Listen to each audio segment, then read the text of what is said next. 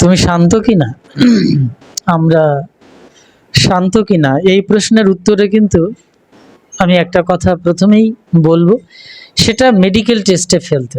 Medical টেস্টের একটা composition আছে, কম্পোজিশনটা একটা বিরাট বড় দামি কম্পোজিশন, সেটা হচ্ছে মদ। একজন মানুষ প্রকৃতপক্ষে শান্ত কি অশান্ত, ভালো কি মন্দ, দুষ্ট কি নিষ্ঠাপরায়ণ, সেটা মদ খাইয়ে দেওয়ার পরে বোঝা যাবে। আপাত দৃষ্টিতে মনে হচ্ছে এই লোকটি খুব ভদ্রলোক, ভীষণ মিষ্টি কথা বলে, সাহিত্যের ভাষায় কথা বলে, যেমন আমি ভীষণ বাজে কথা বলতেই থাকি, করতেই থাকি, একটা কিছুতেই হয়ে গেলে যারা ভক্ত রয়েছে তাদেরকে গালিগালাজ, হ্যাঁ, জিনিসপত্র ছুঁড়ে মারা, নানান কিছু হয়। কিন্তু একটা মানুষ আছে খুবই ভদ্র, আবার সে খুব সাধুসিত জীবনযাপন করে, মিষ্টি কথা বলে, সুন্দরভাবে থাকে। এই দুটো ব্যক্তিকে একসঙ্গে একই সময় মদ খাইয়ে দাও, ভরপুর পরিমাণে, কিছুটা সময় দূরে যেতে দাও, তারপরে নুপুর বাজছে না ঝাঁঝর বাজছে, এবার বোঝা যাবে কার মুখ থেকে ঝাঁঝর বাজছে আর কার মুখ থেকে নুপুরের ধ্বনি বেরোচ্ছে, কার জীবন থেকে গদার মতো সংঘর্ষের আওয়াজ বেরোচ্ছে, আর কার থেকে পদ্মফুলের ভগবান বিষ্ণুর হাতের পদ্মের মতো সুবাস বেরোচ্ছে। তখন বোঝা যাবে কার হাতে ত্রিশূল, কার হাতে খড়গ, আর কার হাতে প্রেমরূপী সুন্দর বাঁশি। এটা মদই বলে দেয়, এটা সায়েন্টিফিক্যাল তত্ত্ব। সেজন্য কেউ আমার সামনে শান্ত অশান্ত সাজার চেষ্টা করলে চলবে না। তুমি আপাত দৃষ্টিতে মনে হচ্ছে তুমি এখন ঠান্ডা, কিন্তু তোমার ভেতরে এমন একটা প্রবৃত্তি আছে যেখানে যদি সঠিক প্রক্রিয়াতে নক করা হয়, ওই অনুঘটিত কোষগুলোতে যদি আঘাতপ্রাপ্ত হয়, যেখানে কেউ তোমাকে এখন আঘাত করেনি, যদি সঠিক প্রক্রিয়াতে আঘাত করা হয়, তোমার ভেতরে সেই জাজ্জল্যমান অগ্নিটা বেরিয়ে পড়বে, তখন তোমার আসল স্বরূপ দেখা যাবে। ওসব প্রমাণ করতে আমার কাছে 1-2 মিনিটের ব্যাপার।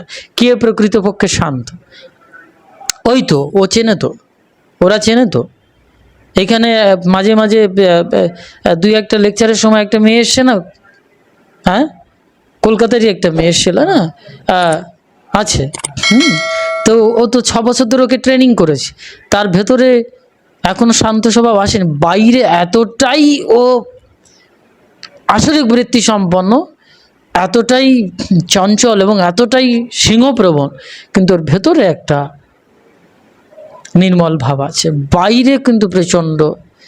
ওর যে আসরিক প্রবৃত্তি ছিল ভেতরে, যেটা এখন বাইরে দেখা যাচ্ছে, ওটাকে আমি জাগিয়ে দিয়েছিলাম।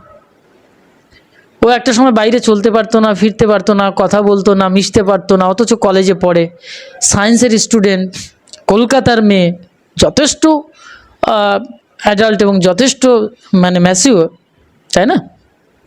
কিন্তু সেই সময় খুব শান্ত।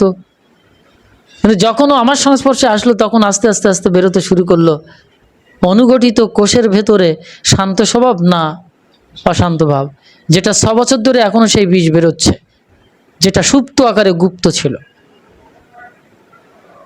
ওটা এখন প্রকাশিত। এইটা কালের চক্রে, এই সংঘর্ষের ফলে, হ্যাঁ, খড়মের বাড়ি খেতে খেতে, চড়চাবুট খেতে খেতে ঠিক হয়েও না পরিশুদ্ধ হয়েছে, কিন্তু ভেতরে এখন পরিপূর্ণ নির্মল সত্তা, প্রেম। কিন্তু বাইরের এই বিষ, এবার একে মদ খাইয়ে দাও, দেখবে ও খুব শান্ত। ওর আসল পরিচয় আসলে কি? শান্ত স্বভাবের মেয়ে। কিন্তু বাইরে আগে ছিল অশান্ত স্বভাবের মেয়ে, যে বিষটা পরে বেরিয়েছে, এখন বিষটা বাইরে বেরিয়ে গেছে, এখন ভেতরে শান্ত স্বভাব। এই বাইরের বিষটাও ছাড়তে হবে, ভেতরের বিষটাও ছাড়তে হবে। এই দুটো ব্যালেন্সের জায়গা যখন আসবে, তার নাম বলা হয় প্রশান্ত। শুধুই শান্ত না, প্রকৃষ্ট রূপে শান্ত, প্রশান্ত সমুদ্রের মতো, কিন্তু প্রশান্ত সমুদ্রে উত্তাল হয়। আমি সেই প্রশান্ত মহাসাগরের কথা বলছি, যেখানে শান্ত এবং অশান্তের দুটো ব্যালেন্সের জায়গায় সে সুষম একটা উপাদান তৈরি হয়েছে, যার নাম প্রশান্ত অবস্থা, প্রকৃষ্ট রূপে শান্ত। সেটা কখনোই সেই শান্তিকে নষ্ট করে দেয় না, এবং অশান্ত সে কখনোই হয় না, যত বড়ই ঝড় এবং সংঘর্ষ এবং সাইক্লোন আসুক না কেন, উত্তাল তরঙ্গ আসুক না কেন, সে প্রেমের তরঙ্গে শুধু ভেসে যেতেই থাকবে। যেমন ভগবান নারায়ণ নীল সমুদ্রকে বিছানা করে শুয়ে আছেন। তাই আমার একটা গানের পরিভাষায় সেদিন শোনাচ্ছিলাম, হ্যাঁ, চলো শুয়ে পড়ি নীল সাগর বিছানায়।